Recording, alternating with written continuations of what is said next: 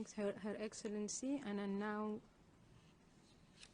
call on Deputy Chairman, State Committee on Refugees and IDP Affairs from Azerbaijan. I understand he's online.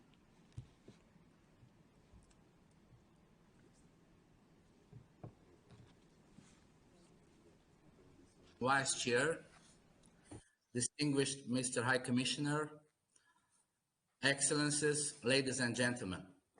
It gives me a great pleasure to extend sincere welcome to esteemed audience on behalf of the delegation of the Republic of Azerbaijan, and extend thanks to the organizers for holding this event, 72nd session of the Executive Committee of UNHCR at such a high level. I'm convinced that the results of this meeting will be useful for the work and joint efforts to improve the state of refugees and IDPs. Azerbaijan's sensitivities towards displacement problem is clearly understandable as a country which has been hosting, in per capita terms, one of the highest caseloads of refugees and IDPs in the world in the last 3 decades. Azerbaijan gained enormous experience and knowledge base in dealing with large-scale displacement. To date, in total, 115 new modern residential complexes have been erected across the country. 315,000 refugees and IDPs have been provided with improved housing. Poverty level among IDPs and refugees dropped from 75 to 8%. However, notwithstanding an exemplary care and attention rendered towards the displaced population by the national authority, the only solution, durable solution to the protracted displacement, as it was stated also in the reports of the UN Special Rapporteurs on human rights of IDPs, was closely linked to the settlement of Armenia-Azerbaijani conflict, which would have enabled IDPs to exercise their basic fundamental right to return in dignity, safety, and on a voluntary basis.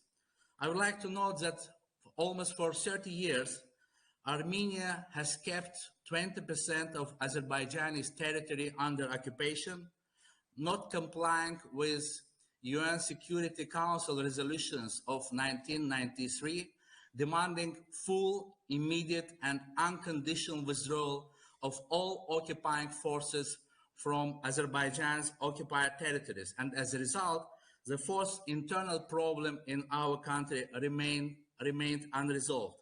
However, last year's glorious victory in a 44-day patriotic war, which started as a counteroffensive in response to another yet provocation act committed by Armenian side, indiscriminately shelling at Azerbaijani's territory and causing civilian casualties. This victory put an end to a 30-year-old standing conflict and not only reinstated territorial integrity and national sovereignty of Azerbaijan within internationally recognized borders, but also created conditions conducive for safe, dignified, and voluntary return of IDPs to their homeland. During the last year's war, some 84,000 people in Azerbaijan were forced to flee their homes, and a large number of people among them were those who suffered this tragedy of internal displacement for the second time in their life. The Azerbaijani government took all the necessary measures to return these people to their homes as soon as it became possible. At present, the Azerbaijani government has an honorable task to ensure the restoration, sustainable development of liberated areas, and return and reintegration of IDPs in their permanent places of residence. Currently, security measures are being taken, magnificent infrastructure projects are being implemented in the liberated areas. Smart village and smart city concepts will be given priority in reconstruction works in the liberated territories at the instruction of our president, and I am pleased to note that the first wave of returnees will move back to their homes as early as beginning of next year. Great return of IDPs and reintegration of liberated areas into the national economy has been declared as one out of 5 national priorities to be achieved for socio-economic development of Azerbaijan by year 2030. And in this regard, I would like to underline that areas liberated from occupation have been incorporated into 2 economic regions, Karabakh Economic Region and East Zangezur Economic Region, in accordance with the latest presidential decree dated July 7, 2021. So the term of Nagorno-Karabakh is out of use, is obsolete. It doesn't exist on political and geographical map of Azerbaijan, and this factor needs to be taken into consideration while making any future references to the areas in question. It's also very important to note a new, to create a new legal and regulatory framework governing legal relations. And in this regard, the draft law of the Republic of Azerbaijan on repatriation and reintegration to liberated areas has been drafted. At the same time, I would like to emphasize that Armenia has contaminated a large amount of Azerbaijani lands with mines and other unexploded ordnances, to the extent that today, according to international experts, these areas are considered as the most polluted, the most mine-contaminated areas on the earth. So far, Armenia has grossly violated fundamental human rights, especially the right to life, by refusing to hand over the mine maps in full. Massive landmines in these areas negatively affect the exercise of inalienable right of hundreds of thousands of IDPs to return to their homes in a safe and dignified manner. Despite the rapid demining activities, the number of civilian casualties as a result of regular mine explosions is at increase. More than 160 Azerbaijanis lost their lives or got injured by mine explosions in the liberated territories since November 10, 2020. And IDPs who have been looking forward to seeing their homelands for 30 years are also among them.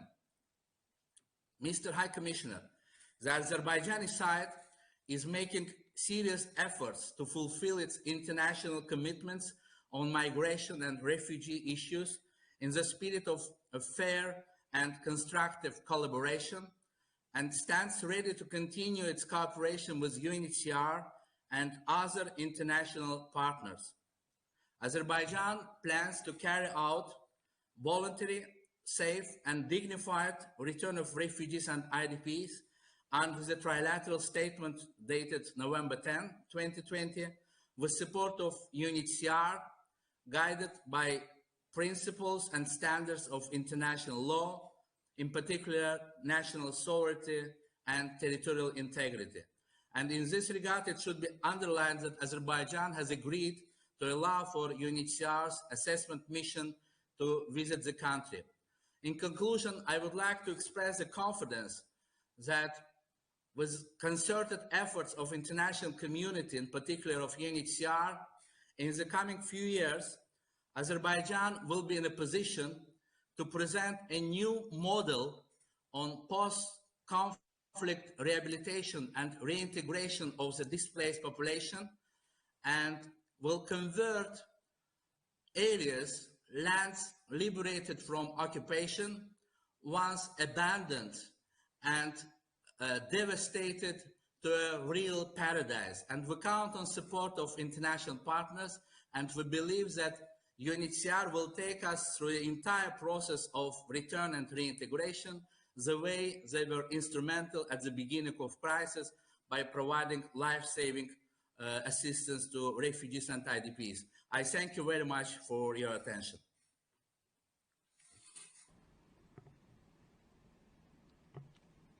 I thank you, Deputy Chairman.